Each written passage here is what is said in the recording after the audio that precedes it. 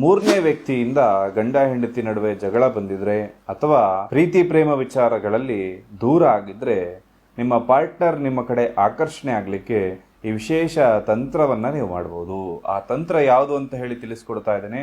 ಈ reel miss ಆಗೋದಕ್ಕಿಂತ ಮುಂಚೆ save ಮಾಡ್ಕೊಳ್ಳಿ, ಹಾಗೆ ನಮ್ಮ ಪೇಜ್ ನ ಫಾಲೋ ಮಾಡ್ಕೊಳ್ಳಿ.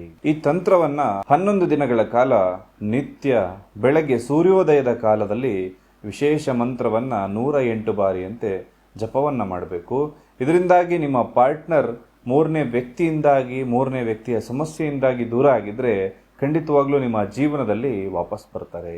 ಆ ಮಂತ್ರ ಯಾವುದು ಅಂದ್ರೆ ಯೋಗಿನಿ ಯೋಗಿನಿ ಯೋಗೇಶ್ವರಿ ಯೋಗೇಶ್ವರಿ ಯೋಗ ಭಯಂಕರಿ ಸಕಲ ಸ್ಥಾವರ ಜಂಗಮಸ್ಯ ಮುಖ ಹೃದಯಂ ಮಮ ಆಕರ್ಷಯ ಮಾ ಆಕರ್ಷಣ ಹ್ರೀಂ ಓಂ ನಮಃ.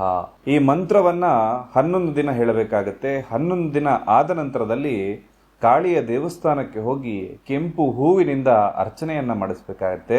ಇದರಿಂದಾಗಿ ನಿಮ್ಮ ಸಮಸ್ಯೆಗಳು ಕ್ಲಿಯರ್ ಆಗುತ್ತೆ.